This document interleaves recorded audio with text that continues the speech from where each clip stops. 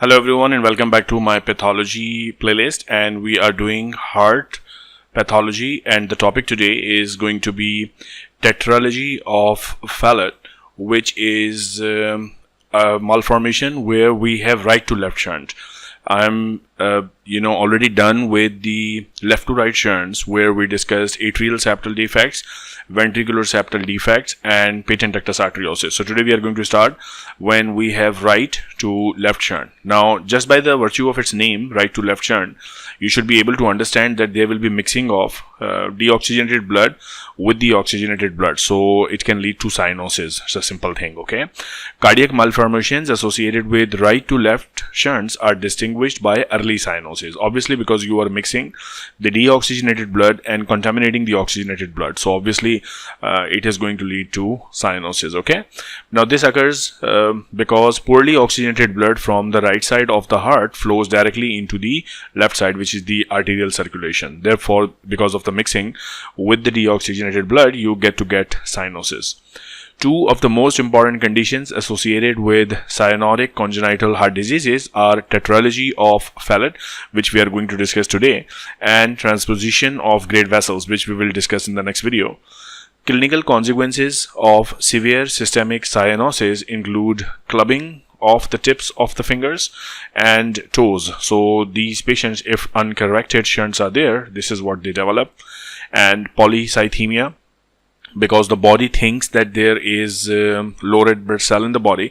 So because body thinks there is low hematocrit, the body starts making all those hormones and chemicals which facilitate the process of erythropoiesis, such as erythropoietin. A signal for release of erythropoietin is low hematocrit, and this is what happens here because you are getting contamination of deoxygenated blood into the arterial system. The body thinks there is low oxygen, there is low hematocrit. We secrete more erythropoietin, as a result of which there is polycythemia. Although the problem is not within the red blood cell, the problem is this shunt. Okay, and then there can be paradoxical embolization. So emboli coming from the systemic from the vascular beds which are venous in origin, and then it comes to the right side of the heart, and through these shunt it enters into the left side. So you would expect venous thrombi in the arterial circulation, and this is what we call paradoxical embolization. So the bottom line here would be that all the right to left shunts, they are associated with early cyanosis, and that's a huge problem. Okay, two of them are clinically common, and the first one that we are going to discuss today is Tetralogy of Fallot. It's the most common of the cyanotic congenital heart disease. So remember, if they say cyanotic congenital heart disease, they mean right to left shunt. This is very important and high yield for your exams. Okay, and amongst the right to left shunts, the most common is the Tetralogy of Fallot. It accounts for about 5% of all congenital cardiac malformations, so it's a pretty big number. And you see there in the name there is the word tetra. Tetra means what? Tetra means 4. So there are 4 anomalies and 4 characteristic features associated with disease. And the first one of them is the ventricular septal defect. Then there is right ventricular outflow tract obstruction. Now you should be able to comprehend what they're actually talking about. So if we draw a heart and I tell you that this is the right side of the heart, this is the left side of the heart, so this is going to be the right atrium, this is going to be the right ventricle, and similarly left atrium and left ventricle. So the first problem in Tetralogy of Fallot is a ventricular septal defect. So a ventricular septal defect is something which is a hole in the ventricular septum, so there will be an opening. Then the second problem is right ventricular outflow. You should be very clear about what they're talking about. So when they say right ventricular outflow obstruction, which means that the vessel which is coming out from the right ventricle is obstructed. And what is the vessel which is coming out of the right ventricle? It's the pulmonary arterial system. So blood from the right ventricle goes into the pulmonary artery and then it goes to the lungs. So here we have right ventricular outflow tract obstruction. So there is obstruction at this level, right? And then we have overriding of VSD by the aorta. I'll come back to this in a minute. And then the last one is right ventricular hypertrophy. So the right ventricle is hypertrophied because actually it will be working against a lot of pressure. So these are the 4 cardinal features of a classic tetralogy of Fallot. So if you look here, this is the diagrammatic representation. There is a ventricular septal defect, there is right ventricular hypertrophy, there is obstruction at the pulmonary artery level, and there is overriding of aorta. So here is the aorta and it is overriding the ventricular septal defect. Okay, so all these are very, very important and very, very serious as far as your exams are concerned. Okay, high yield stuff. So please remember the 4 characteristic features. Now all of the features of the tetralogy of Fallot results from anterior superior displacement of the infundibular septum, leading to abnormal septation between the pulmonary and the aortic roots. So basically, if you remember the embryology of heart, I have a detailed video on the embryology and development of heart. So the infundibular septum is the place where we start separating the bases of the 2 major trunks of the vascular system.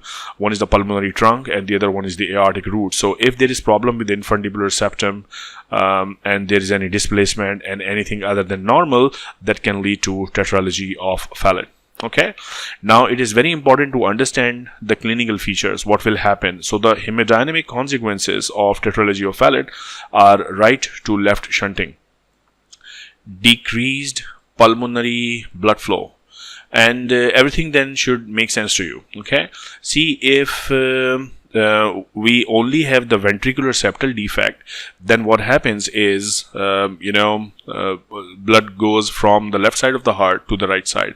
If it's only VSD, because VSD is a left to right shunt, but here we are talking about VSD with a lot of other features. So for example, there is pulmonary outlet obstruction. Obviously, if there is obstruction, the pressure within the right ventricle is going to go high and then it will push blood in this direction, which is a right to left shunt. So one of the cardinal feature is obviously right to left shunting.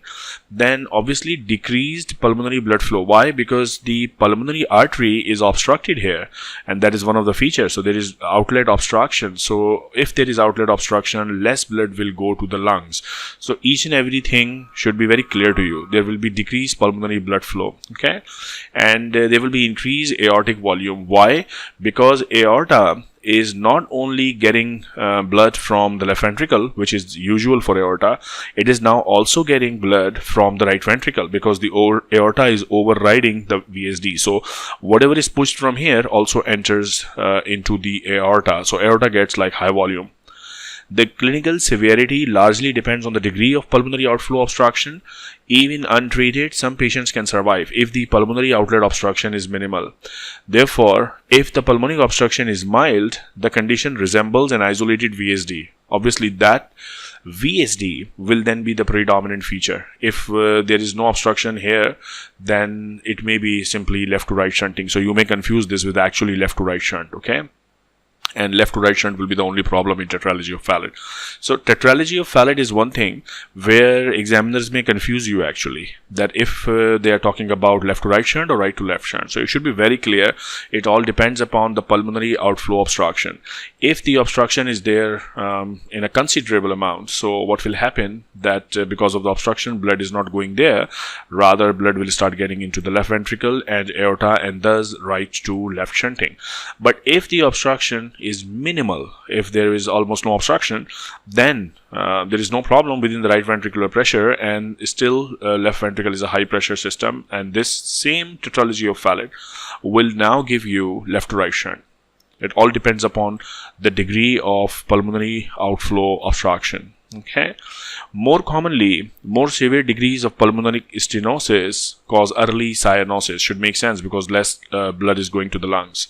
Moreover, as the child grows and heart size increase, the pulmonic orifice does not expand proportionately, leading to progressive worsening of the stenosis. So बढ़ती उम्र के साथ ये ठीक नहीं होता, बल्कि ये ज़्यादा severe होता है. Fortuitously, the pulmonary outflow stenosis protect the pulmonary vasculature from pressure and volume overload, so the pulmonary hypertension does not develop. So obviously you are not sending more blood to the pulmonary system, so there is no pulmonary hypertension, as opposed to the left to right shunts where pulmonary hypertension was a feature. Okay.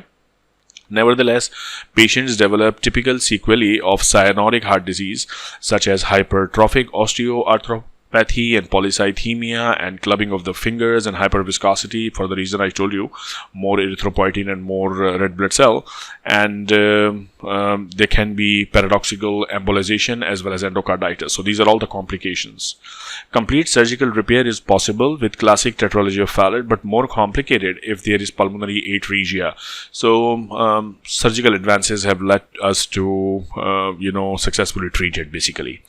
So that's very simple but important. You should know each and every. Now you understand the overriding of ventricular septal defect by aorta. That basically means that the aortic opening is actually kind of captivating the VSD. So अगर आप diagram में देखें, so this is the aortic opening और ये more or less इसको पूरा cover कर रहा है VSD को, ventricular septal defect को, और इससे होता ये है कि फिर right side से जितना blood यहाँ से निकलेगा और directly aorta में चला जाता है, and aorta becomes a high volume blood vessel. So ये चारों features tetralogy of Fallot के, there is a ventricular septal defect associated with, अगर सिर्फ ventricular septal defect अकेला होगा, then there will be left to right shunt. You know this, ये हमने left to right shunt में पढ़ा था. साथ में there is ventricular outflow tract obstruction भी है, overriding है aorta की तरफ से for VSD, and there is right ventricular hypertrophy. So all these four features and the associated hemodynamic changes are super important for your exams. Okay, so that's all about this video. We will discuss transposition of great vessels in the next video. Take care of yourself.